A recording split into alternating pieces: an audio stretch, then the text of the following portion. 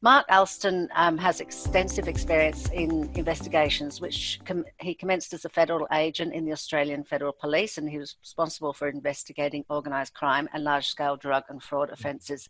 Since then, Mark has worked for a diverse range of organisations, including BHP, Rio Tinto, McMahon Holdings, CQMS Razor and Mitchell Services.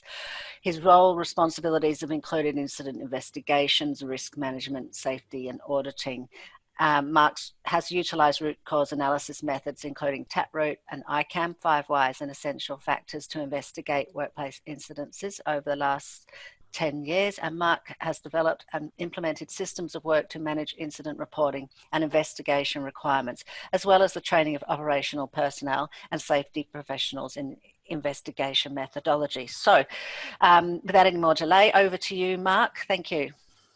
Thanks, Sarah. That's quite a mouthful there for you to have to read out first thing. Sorry about that.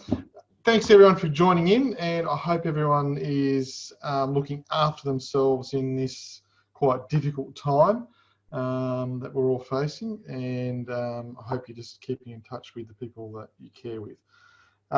So thanks for taking time out to join me today. I really appreciate it. I want to just make a bit of a note. I do have several listeners that have come in from overseas. The main context of my of the alternative approach I'm going to put is sort of Australia and New Zealand based, but you know it's worth thinking about that concept in your country, even though this might not quite fit with you. So with your approach in your country, but please by all means have a bit of a think about it. So recently I posted on LinkedIn about a truck incident that happened at a mine over in West Australia, and basically I asked for some feedback on incident classification. What would people classify it as? Now there was a single fitter working by themselves up in the truck. It was an autonomous haul truck, and he was doing some servicing on it, and activated it and ran over his own ute. And I asked how people would classify it, because I've noticed there's this issue with classification, and I got a whole heap of comments. It was like 25,000 views or something ridiculous, over 80 comments, and a lot of it was quite interesting. So you know, there was a lot of these sort of things classified as high severity, as it could have led to a fatality, significant incident, property damage with an actual classification, potential of fatal, significant incident, potential loss of life, and the actual asset damage. ICAM has to be done no matter what. Treat the incident as catastrophic. Could have been a casualty, but just property damage. And there was a whole range of conflict over how we would classify this, and my personal point of view is that there was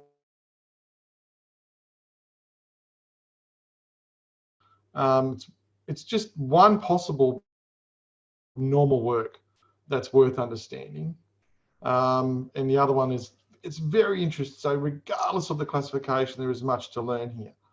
So under traditional methods, there'd be a whole range. 90% of people would have classified this as a significant type or significant near miss, or however your organisation classifies.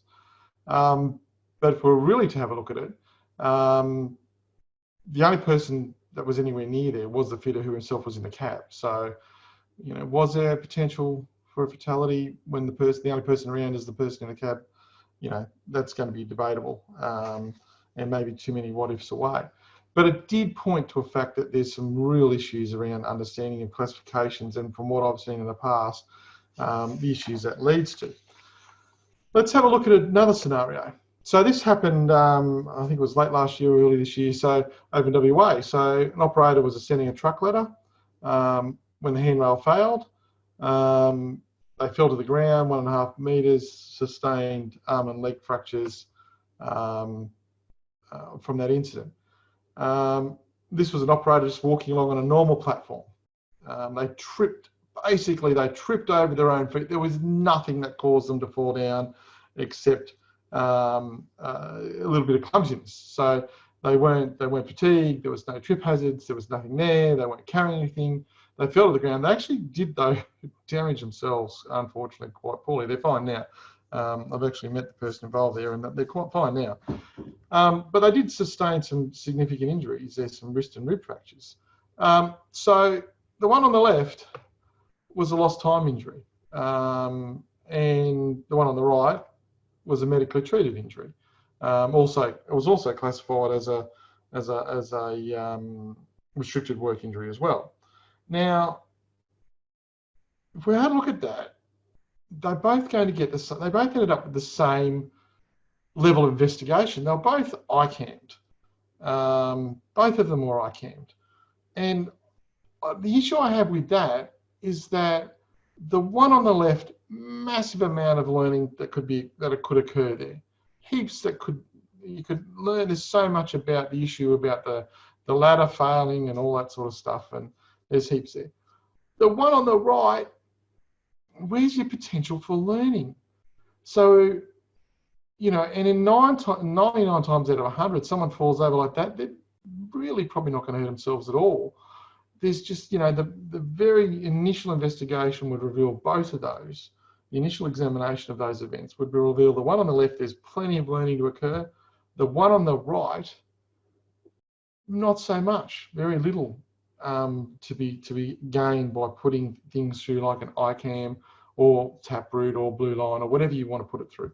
So very little to be gained through that style of investigation, yet most organisations would require this higher level investigation, as I said, be it ICAM, be it Taproot, in this case, so ICAM, or Taproot or Blue Line or root cause analysis or whatever you use. So is the investment in that process on the right, and what are you going to get out of it? That's I see that so often. So let's have a little bit of a chat now about our current approach. And first of all, we'll talk about actual stuff. So and I've restricted this to injuries. Now, most obviously you'll have different consequences based on your risk matrix or your risk process within your organisations. You'll have something for damage. Normally it's a figure amount, reputation, environment, and so forth. But for ease of purpose, I really want to restrict this to injuries, principally because that's where the large majority of organisations are focused within their events or incident issues. So at the moment, this is a typical sort of different escalation of consequences that people are looking at. So, and this is actual. So you're looking at first aid, escalating, medical treatment, restricted work injury. Sometimes they're flipped around, sometimes they're together, lost time injury, fatality. Now, that is pretty standard amongst a lot of organisations. The issues there, we start to get some different issues that are popping up when we're using this approach. And I guarantee every single person listening and watching today has seen these issues. They're extremely broad. They're extremely broad definitions. They have little value in terms of trending and all that sort of stuff. So, so medical treatment, someone gets a stitch or someone gets a massive surgery, same thing. You get a stitch or you get massive surgery, it fits in the same category. Restricted work injury, is it restricted work injuries with they can do some of their role, they can do all of their roles. So they can, there's varying levels of restrictions. So where do we get? They can drive a truck, but they can't sweep the shop floor. So, where do we end up there? We end up in these situations where the classification becomes more important than patient care. And I can guarantee you, if I had video cameras on everyone, they'd be nodding their heads here because they'd have seen it before. How often have we heard of manipulating this data? Oh, hang on, it won't be a lost time if we take some procedures to them at home and they can review procedures, or they can sit in the office and they can answer the phones, or they can photocopy. My favourite one, we'll stick them in the safety office. I mean, that just drives me nuts. So rather than focus on the actual care, I've actually seen, managers walk into hospitals with procedures and ask them to be reviewed. I've seen safety advisors ask for different medication from doctors, so that it didn't fall within the definition of medical treatment. Oh, hang on, don't give them that strength painkiller because that'll make it a medical treatment injury. Give them over the counter, and that makes it a first aid. So rather than focusing on patient care, we're worried about our bloody stats, pardon my language. And statistical manipulation, this was my favorite, 29% of all statistics are made up. It's true. We've seen it time and time again. And again, I bet you're all nodding your heads on this one as well. Although, there'll be people saying, "Oh, not me."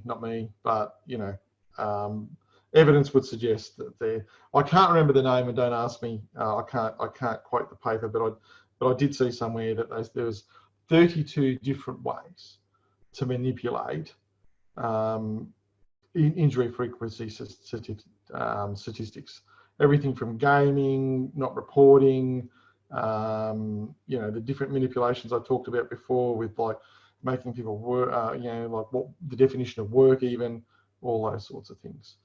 How much time are you spending worried about what classification your consequence is? How much time there? It's really a question worth asking yourself. Drives underreporting. There's no doubt about that. We've all been in situations where we've seen when you've reported or someone's hurt themselves and it comes in and it's reported and there's an overreaction or a poor response from management. Managers become angry and accusatory, or and not in every organisation. It's a generalisation, but we've all seen it, and that will drive underreporting. People will not report injuries if they're going to be subjected to the things I've talked about above. And it seems that more care is about the stat than not the stat. And this can be driven by things, and I've seen it in organisations where managers' bonuses are tied to injury frequency rate targets. It's ridiculous. And then, so they react because they're losing money, or they react because, we use the metrics around these classifications drives some of the most appalling behaviour in our industry, in industries, in terms of patient care, in terms of learning, in terms of culture and poor culture, and that we see that time and time again, and it drives underreporting.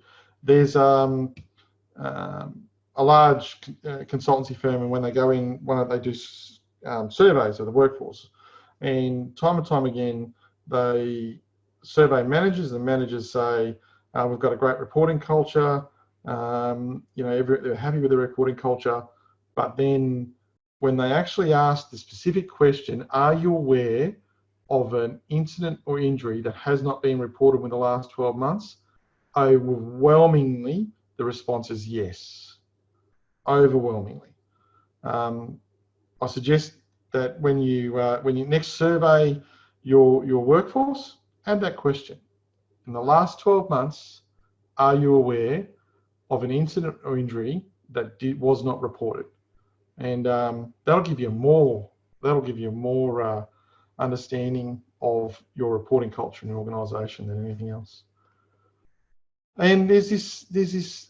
We then focus. It drives this absolute focus and resource drain on these high frequency, low consequence events. So we spend a whole heap of time investigating minor injuries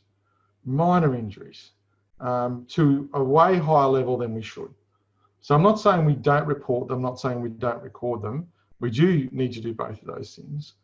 But in terms of why we classify things, it's to give us a guidance on the level of investigation, level of resources we spend to investigate. And because of this drive on these sort of injury classifications, we tend to focus on these high frequency ones. How many people are dealing with rolled fingers, minor injuries to hands? How many people are dealing with those, and it takes up an inordinate amount of time of their workday dealing with these things. We don't budget time for incident investigations. It's an add-on. We don't actually go, oh, in my month I need to put out 5 days to make sure I've got that for an injury or for an investigation. We don't budget that. So every time we have an investigation, it takes up crucial resources. And this focus on high frequency, low consequence events is that drain on that sort of thing. So that's like an actual injury. That's those injury classifications. Let's look at our near-miss approach. And lastly, they lead poorly based safety interventions. Too often, I worked in an organisation and they were getting lots of medical treatments. And so they just, I've seen it before, they've had lots of rolled ankles leading to medical treatment. So we're going to focus on walking around as an issue for us. But that same organisation didn't actually have their critical control, hadn't identified all their critical risks, their fatal risks, and did not have an effective control monitoring program in place. I'll put it to you now, I'd rather someone roll an ankle because I've spent my time working on making sure my critical controls are effective than the opposite way around. And I think we'd all agree. So let's look at our significant near-miss sort of stuff. And this is typical approach, and this is just a 5x5 matrix that we've all seen, and people have different versions of these sorts of things.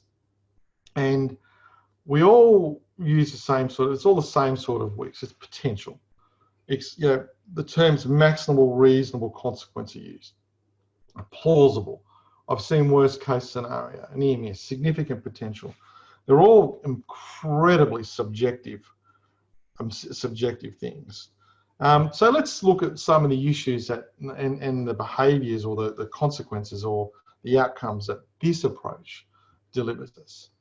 And again, we use this approach because we need an escalating method of identifying what to investigate to a higher level and what to sort of just acknowledge and move on, right? That's perfectly understandable.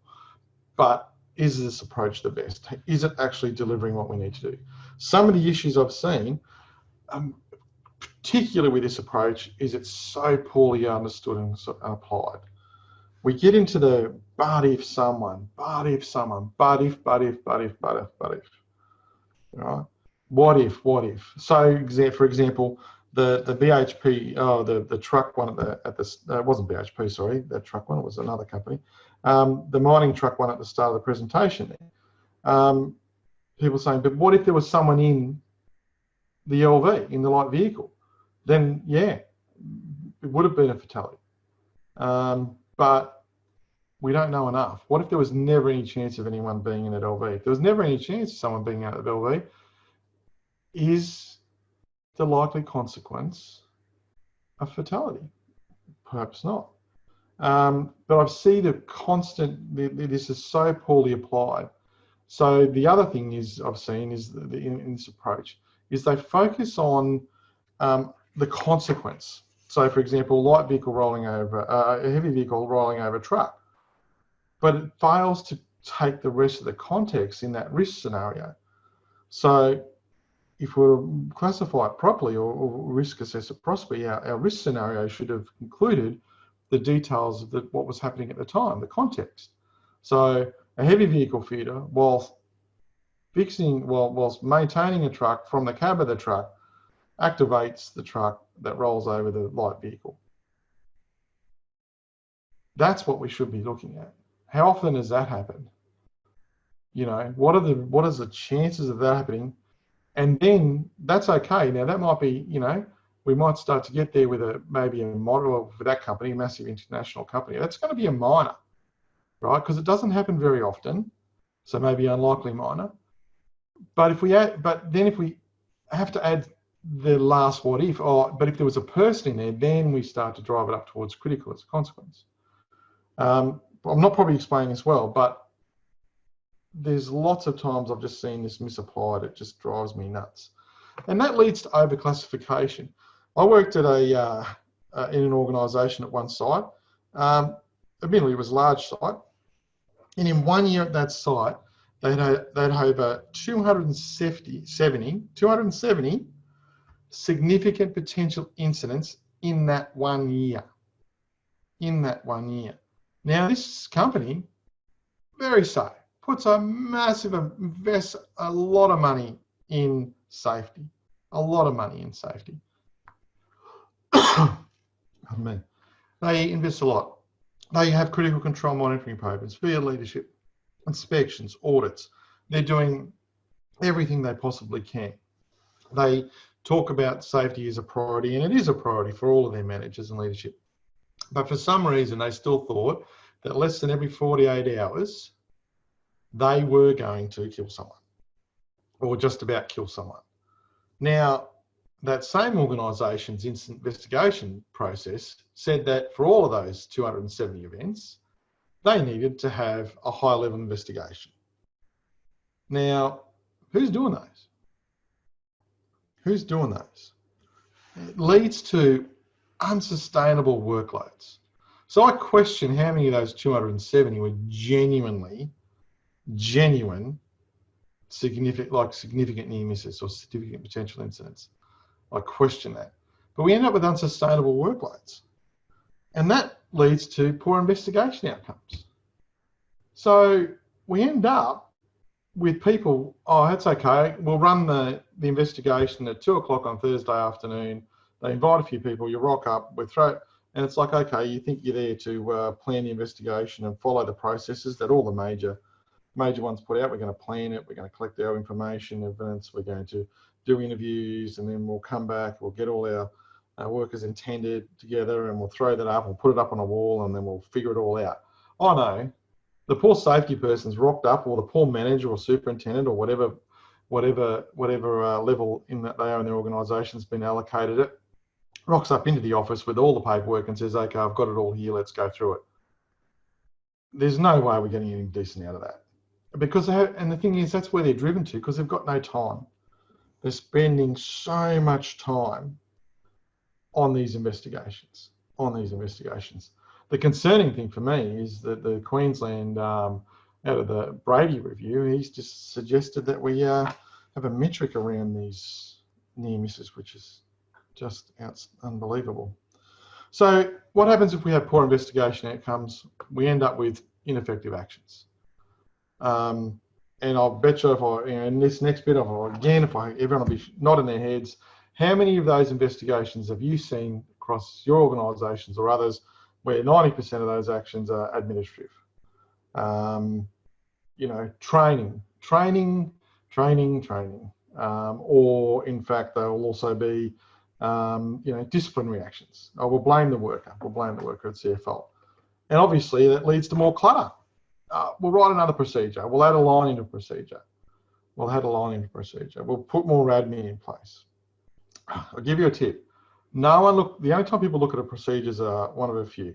When they're written, when they've done their mandated review, or when there's an incident. They're pretty much not looked at anywhere else ever again. If you go out to your workplace, I challenge you to watch your people working and see how many of them have a piece of paper in their hand with a procedure, and I guarantee you it'd be very, very, very, very few times. So why do we do this? Well, again, the overarching, the thing we tell ourselves is because we need an escalation process for the trigger of investigation. So we want to not do the deep investigation for the little stuff. If someone dents a car door or breaks a window or something like that, if it's not going to hurt anyone or it's not going to do too much, we want to just report it, record it, and move on. But why else might we do it? There's a bit of, I think, to me personally, from what I've seen, I think there's a definite there's a there's a bit of zero harm in there. We've got to everything. So those high frequency, low consequence events I talk about, especially injuries. We can't. No one should get hurt ever. If that, I think there's a bit of drive there. Obviously, we're driven for metrics. We like to measure things. It sort of leads into a couple of other points I've got there in terms of we have a need to measure. We really want to measure things, and that is like a lot of safety people, because I think we've actually made this rod for our own back. I think we need to be seen to be producing something as safety professionals. We need something to put in the monthly report. We need something to put into the board report. We need something to put out in toolbox talks or whatever it may be. We need to be able to show our safety interventions are working, and that's a tenuous link between that our safety interventions and our consequences. A tenuous link at best. I think there's obviously there's some contractor-client obligations that occur. There's a bit of OSHA, because OSHA is down this path. Copying of other organisations. I think all these things drive it to do, and it's just the way we've been doing things for a long time now.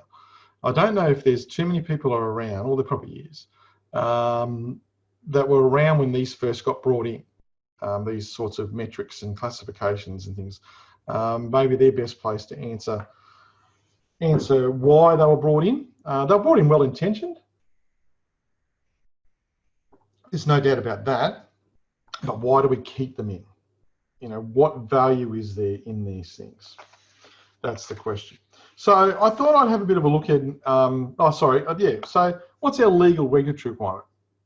What do we legally have to report and measure? So I thought I'd go into that and have a look at what our basics is. What do we have to? There's a drive for reducing safety clutter, and most organisations are going through some form of process of this, where they're looking to reduce the amount of safety clutter or administrative clutter, not just safety, but all administrative clutter, to make things easy, and getting back to basics about why we need to do things. So let's have a look at that. So what does exist? Well, there is an Australian standard for workplace injury and disease and recording standard, 1885. Admittedly, it's a few years old now, but it does provide some definitions for us. So it does provide a definition for lost time injury or disease. So we can even see, so it does provide for no lost time injury or disease, near misses, and it even separates commuting injuries. So it actually gives definitions for those. But what it doesn't give you anything for, it does not provide any definition for a first aid injury, a medically treated injury, or a restricted work injury. That doesn't exist in the Australian standard. Does not exist. I found that very revealing. What other reporting guidance do we have? Well, there's the Office of Federal Safety Commissioner. So the people that, those people that are working with, or organisations that are working with the Commonwealth Government, they have guidelines on their reporting guidelines. So to be, if you want accreditation through the Federal Safety Commissioner, it does provide, again, some guidance on what you've got to do there, and it does include things. It does define medically treated as well as lost time and fatality. Again, however, it does not provide definitions over a restricted work injury or a first aid. They're not even in the guiding report. And then obviously we have my favourite, and all of you that have had to put up with this OSHA. The OSHA record keeping reporting requirements. I've never seen more onerous reporting requirements in all my time, to be quite frank. Now, some of our organisations that are in Australia are obligated or to record these things because either they're owning companies or their structure are US based, and they have definitions for all those ones we've talked about: first aid, medically treated, restricted work, lost time, fatality. So they do it. So, you know, if you're stuck with that, you're stuck with that. But that's OSHA. So, but that's only those companies that are forced to go down that path. So they have quite substantial definitions on OSHA, and defines literally every injury ever. You'll even find a fractured tooth is actually considered a broken bone. If you chip a tooth, it's a broken bone, according to OSHA. So what else have we got? So we've got statutory requirements in Australia. So in most states, except for Victoria, Western Australia, in Australia, we follow the Model Work Health and Safety Bill that was developed, and they talk about a notifiable incident. So these apply right through, as I said, to every state and territory in Australia, with the exception of Victoria and West Australia. Now Victoria, actually, although they say they don't follow the model bill, they have their section 37. Sorry, I'll repeat that. Section 37 of the Occupational Health and Safety Act 2004 has extremely similar definitions to these. Western Australia and the regulations 2.4 and 2.5, they're not too far away, but there's some definitions there.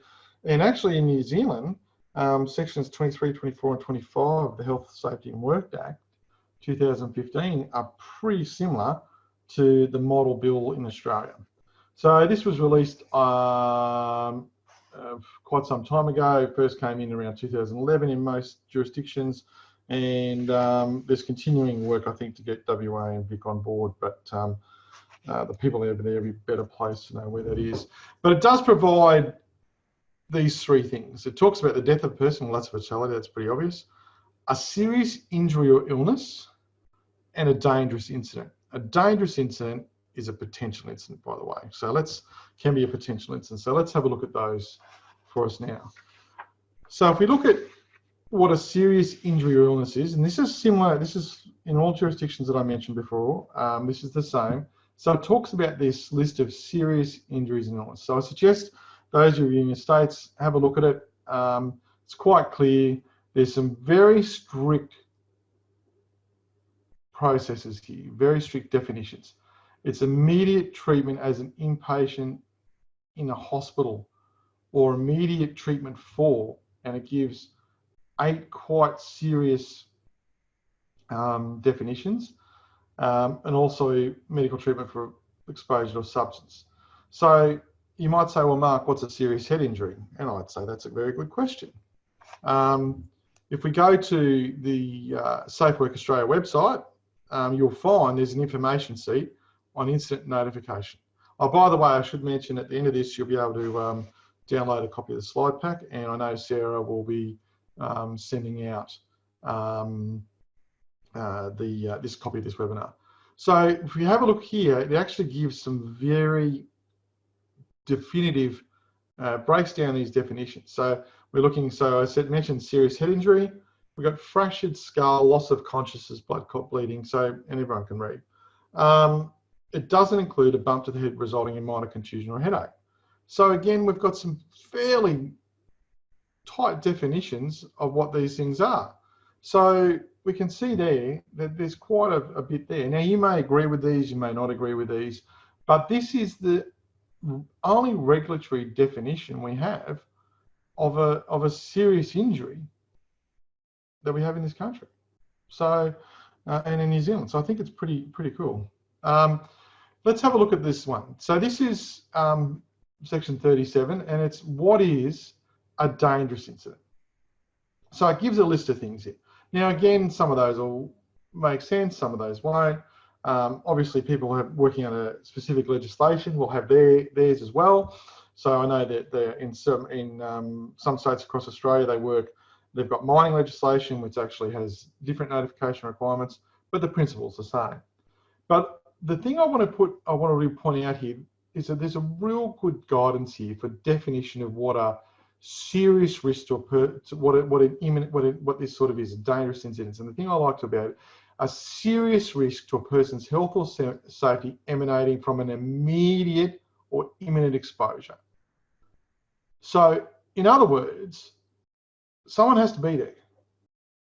And these things happen and they didn't get hurt, but they could have got hurt. And it's a serious risk to a person's health or safety. So when reading legislation, and look, I'm no lawyer, and I'd invite you to get legal advice before you listen to me, but I have been around a little bit.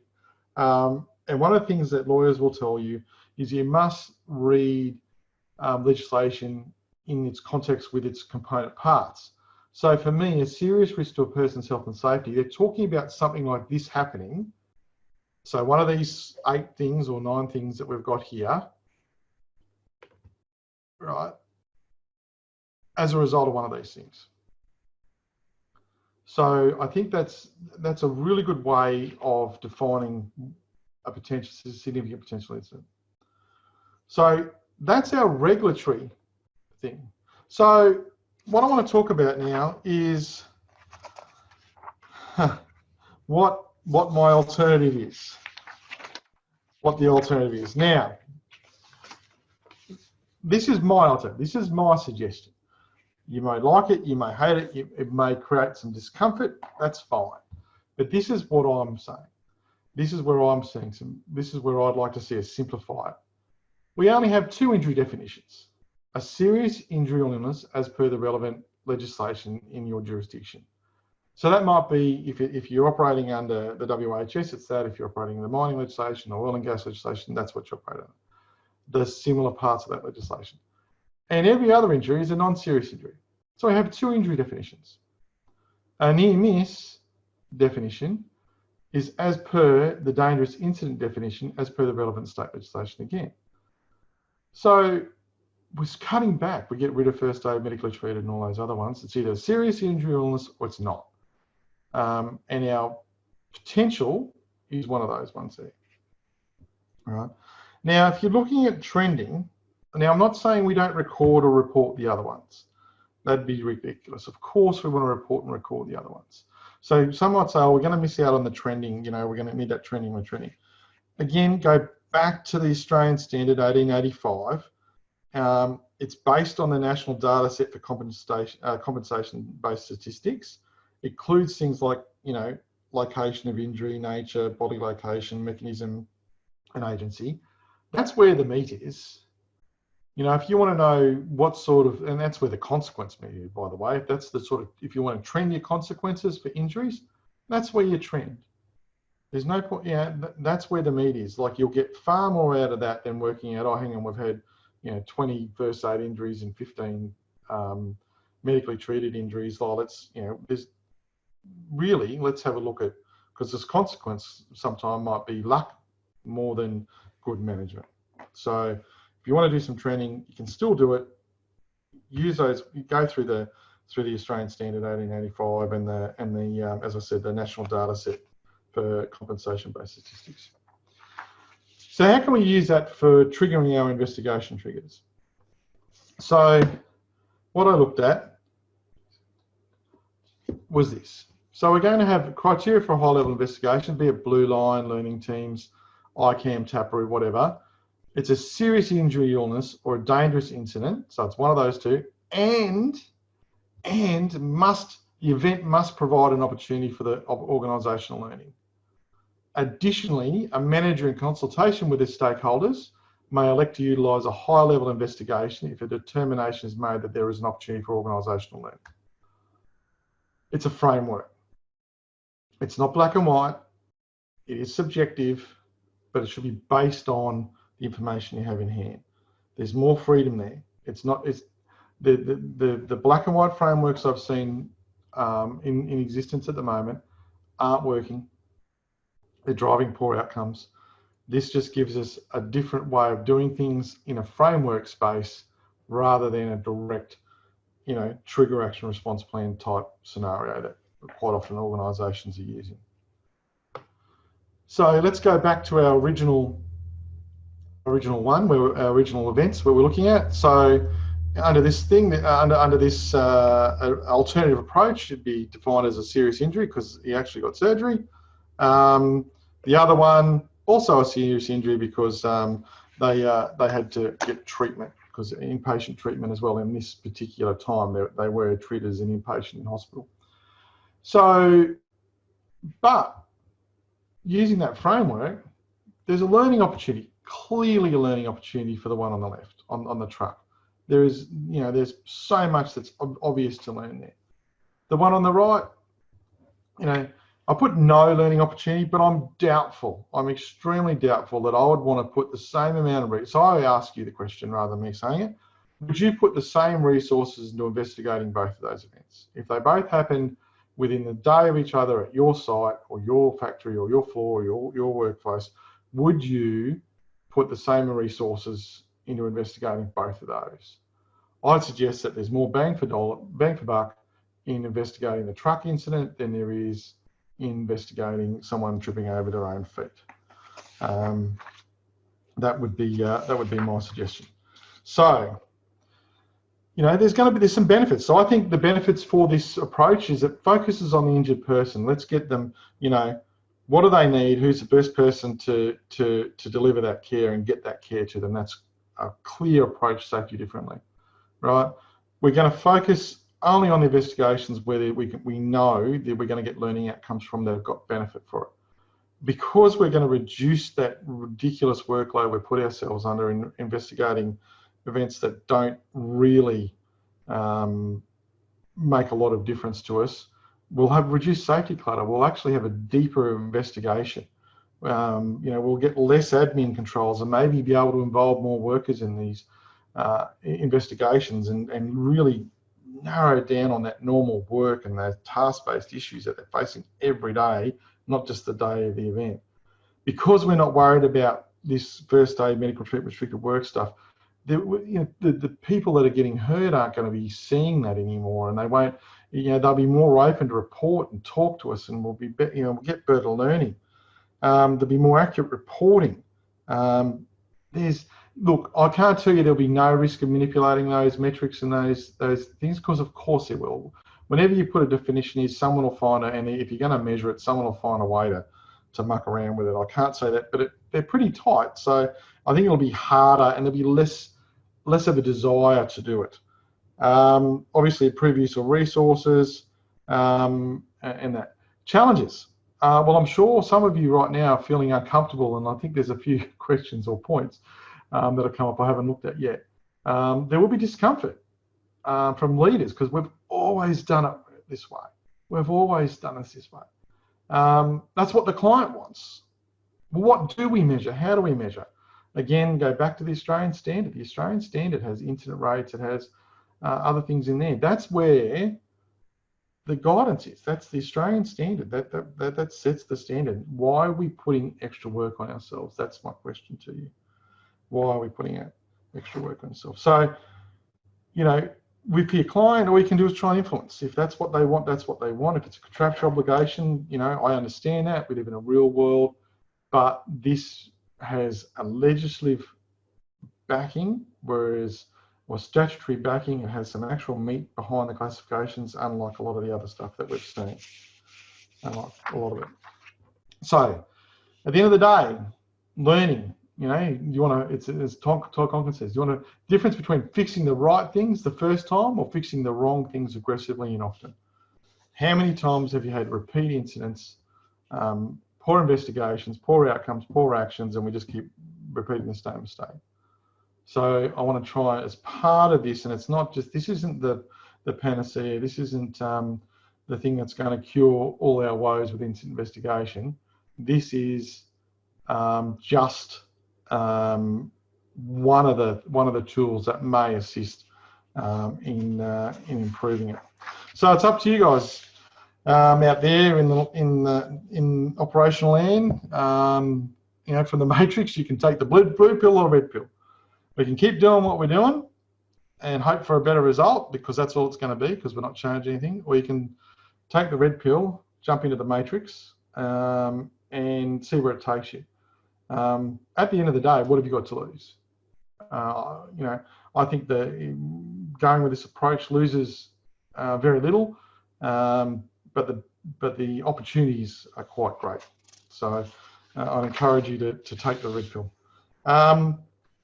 Lastly, that's pretty much it for me. If you visit our website, there's a PDF version of this slide pack for everyone. If you that can be emailed out, you just have to give me your email details, and we'll email out a copy of this slide pack. And I know Sarah will be posting the webinar on this as well. And I believe that's it. So thank you very much for listening. And I think I've got some questions to answer. Well, we have questions and chat. And the chat looks worthwhile mentioning too. So I'll go through the questions first and then switch to some of the chat points. That's okay. Yeah. Roya asks, punishment and fear of punishment is a barrier to reporting. Imagine how could tripping on their open feet labour will report. I'm trying to focus on safety differently and learning side of it to change perspective of how management see an accident. Yep. Not sure I understand that. Yeah, I'm not sure. I guess, yeah, this is the punishment and fear is a barrier to learning. People don't report things if they trip over their own feet. Look, if they trip over their own feet and didn't get hurt, if that person hadn't hurt themselves, there's no way they would have reported that. And probably nor should they, because no one would have been interested. But the fact that they were seriously hurt, I mean, there was no chance for them to report it. So, but yeah, minor incidents getting not reported because of this classification stuff. Yeah, I see it too many times. Oven asked, LTI, MTI, FAR statistics require tendering for work. Thus, companies are focused on these measures. I've never seen tenders requiring information on positive indicators. What recommendations can you provide in steering senior management away from negative to positive indicators? Yeah, tenders are hard. And this is the thing. So we need to influence. Shout out to a friend of mine, Olivia Ryan, who we were having a discussion the other day. She's really got to get into the super funds and the people running the super funds, because they're the owners of it all. They own the companies. Yeah, it's in terms of going positive. So lag indicators or negative indicators, lag indicators. They measure the absence of safety, not the presence of safety. So we're looking for presence of capacity. So things like, how effective are our controls? How effective is our training, our inductions, how effectively is our equipment? How good's our equipment? Those are the things we should be measuring, and that's what advice I would give there. Okay, Roy, as my personal learning, is OSHA applicable in Australia as well? Not from a statutory point, but as I said, there is, as I understand it, there is the companies that are based in the US, they push that their companies that they have subsidiaries for in Australia meet those requirements from the US, but there's no statutory requirement in Australia for OSHA to comply with OSHA. Okay, Jim is more of a statement. Am I to understand that common sense is back in the WHS landscape? What a breath of fresh air. Thanks, Jim. Appreciate that. Okay, Mark asks, why does the reporting change from an initial MTI to an LTI following an injury? Is this to satisfy RTW obligations for reporting to the regulator insurer? Let me think about that for a second. I've just got to work that out, what you're asking. So workers' comp's completely different. So, some people get confused, workers' comp classifications confused with most organisations' internal reporting. An MTI is just a medically treated injury. It can be both an MTI and an LTI, but the requirement is you take the higher one, which if you're reporting as a classification. So someone who gets medical treatment, but then has to take a day or more off work, you would classify it as an LTI, even though they've had medical treatment. So that's how it normally works. Okay, over to the chat. I don't know if you want me to read these out or you want to read them out, Mark. Let me see if I can pull it up. Hang on for a second. Chat, geez, there's a bit of chat. Yeah. Okay, I'll start at the very top. Not at the very top, though. The test of an SOP being is not that they have a piece of paper, it's whether they're actually doing the procedure. Yep, agreed. But how accurate are procedures? I'd ask that question, Carolyn. So Carolyn says the test of an SOP being implemented is not that they have a piece of paper, it is whether they are actually doing the procedure. And I agree, but how many of procedures are 100% correct and 100% complete?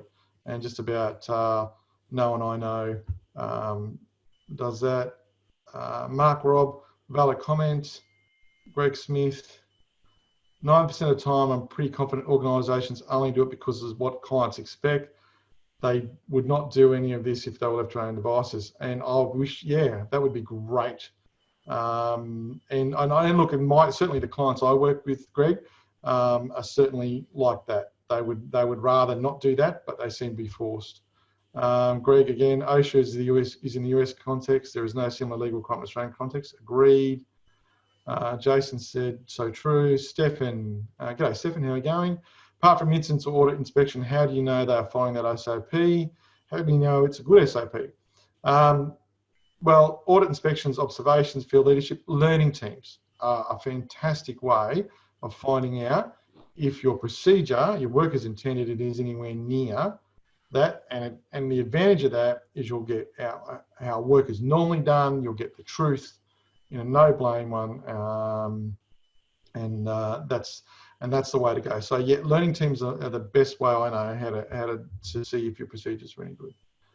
John Kaela, sorry John if I mispronounced that. The true test of adopting change is in the culture of the business and to facilitate the need to change to limit their risk of harm, leadership and ownership. Yeah, like it. Stefan, again, being a worker in an American-based multinational, I have to report in an OSHA environment. Yeah, apologies, Stefan, I can't fix that. Carolyn, restricted work is probably not in the WHS report guide as a Commonwealth under the Model Act, and we report in line with that. Severity is based on legal descriptors and workability is part of a metadata but not the descriptor. Thanks for the comment, Carolyn. Mark Rob, similar because the model WHO was based on the Vic OHS Act. So Mark Rob, I'll ask you a question. Why didn't Victoria take it on then if it was based on theirs? And again, John Temby, that NZ Act was based on Victoria's. Thanks, John. Stefan, again, NZ is the same as we took the model bill and enacted it with some difference, appropriate New Zealand. Excellent. Mark Rob, there is a very good guidance document from WorkSafe Vic on definitions for injuries. Carolyn, most states have guidance. Stefan, NZ has some as well. It could be improved for injury classification, although very big, it includes INLIS as well as ICD-11 or ICD-10 coding system. Yep, cool. I think ICD-10 is the current one I'm mostly using. Mark Rob, a very common sense approach. Carol, it'll only work for those organisations that think there is learning. If they assess there is no learning because they stopped as it was a person's fault, then the system fails. Excellent point, Carolyn. Excellent point. If your organisation isn't ready to let go of blame and actually want to become a learning organisation, as part of that, HRO sort of model, then you're 100% on board, Carolyn. Thank you for that great comment. Kate Martin, definitely interesting approach, makes a lot of sense. Be interesting to update reporting database to provide parallel method to trial use. Yeah, why not? Carolyn, if tripping over own feet and fell to the ground from a height, why is there not a requirement to ensure adequate assistance to prevent the fall versus hitting the barrier? What system would you put in place, Carolyn, to prevent tripping over your own feet? I did it this morning because I'm clumsy. So I'm not sure what you could do there, but yeah, be interesting to hear back from you. What if the identified root cause on tripping is incorrect PPE shoes worn, not necessarily a worker's fault? That's learning. Yeah, there is. But would you need, that was from Jovan Oteris. There is, agreed, but do you need a full-on ICAM taproot blue line investigation to learn that? I would suggest probably not. Stacey Haynes, maybe this could also be an opportunity to look into learning outcomes criteria to assist in closing gaps, identifying trends, where leading indicators help. Exciting time, but how is to be experimented with? I'm excited, but the how is to be experimented with, I'm excited to apply. Awesome, Stacey, thank you. Gary Marling, thanks. Hey Gary, how you going? Just thinking out loud, great approach for small organisations. Large organisations will probably still take the big data approach. And Gary, that's okay, but let's look at the data that matters, and that gets down to that stuff I was talking about. If you really want to get into the data, let's have a look at mechanism of injury, agency of injury, those things. If you want to look at data, let's look at stuff from the investigations. If we do proper investigations, let's look at that. Let's look at learning teams, the data out of that. Let's process that data rather than pull data out of poorly investigative incidents. Fiona Brown, thank you, very informative. Kenneth, thank you, very informative. Karen, thank you. James, thank you. Brett, thank you. I'll just keep going now. Thanks everyone for all your kind comments. Roya, tapping over the feet, people may need medical sensory examination as a miscommunication from muscle nerves. Okay. As a contractor, this is from Jason. I think it's Jason first, probably. Yep. As a contractor, our contracts when tendering the tenders themselves tell us what we need to monitor. We don't really get a choice, but I agree with your presentation and focus on what we can learn. So, Jason, what we can do is we can start influencing our clients, and that's what we need to do. We can start. So basically, I work with clients, and they'll have one set of internal books, and this is how they measure everything, and this is what they do. And then the other half is this is what they present to just clients that need it, and they don't communicate that with the rest of the business. And they tell the client that, and they tell them why. And they have been successful in influencing it. And a lot of thanks there. Thank you very much for all the thank yous. Carolyn Moore was looking at the example you put up on screen, looked like a fall from height. For that example, I would have thought, regardless of how a person fell, there needed to be some assessment of the environment that allowed them to fall from a height. Just curious for the scenario depicted. Look, Carol, I just picked a scenario that I found. That was a fall. It fell about 1 to 1.5 metres, according to the incident investigation report. So yeah, technically they both fall from height, because fall from height is at any level with a possible potential to hurt or potential to cause harm. So they both were fall from height examples, technically. But yeah, the one on the left, I think, the truck one, definitely. Is there an investigation model you prefer to use? Yes, I do, Mark Rob. Thank you for asking. Visit my website and you'll see it, Blue Line Investigation Model. Have a look at that. And if you're interested, hook up with me on LinkedIn or send me an email and I'll tell you a bit more about that. And that's lots of thank yous. And I've got another question here from Ian Long. G'day, Longy. Not sure if you're still on the line, but how do you suggest we help middle managers, who are often the ones making the decisions, regardless of classifications, understand and get that the incident investigation is all about what we can learn from it, as compared to the other packs such as KPIs, etc. Great question, Ian, and probably you're just as well versed as anyone to answer that question.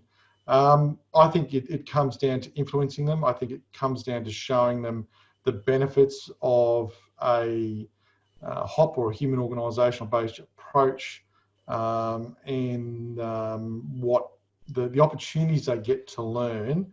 And I think probably one of the best ways we can do that is to give them a bit of education on human organisational performance, and maybe even run a learning team with them. And so let's not wait for a task. Let's not wait for an incident. Let's just say to them, what's a task that you worry about unrelated to an incident, and run a learning team or something like that on that. And I think that would, I think you'd get a great, I think that would demonstrate, that'd be an actual practical demonstration of what you could achieve with no focus on an incident. And I think that's the best way.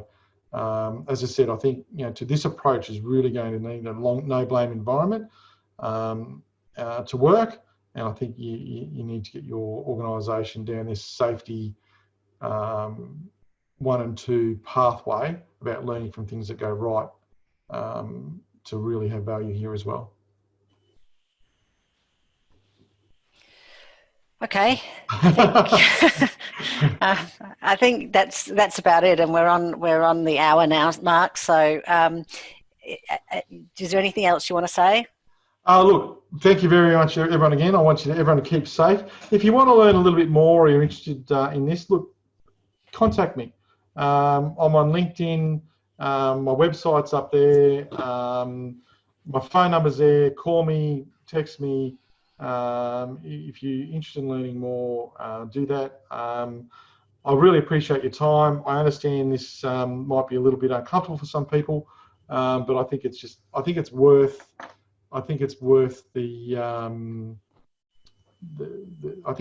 having a crack at, for sure. You got way more to gain than to lose. So again, thank you everyone. Thank you very much to Myosh and yourself, Sarah, for putting this on today, and I hope everyone got something out of it.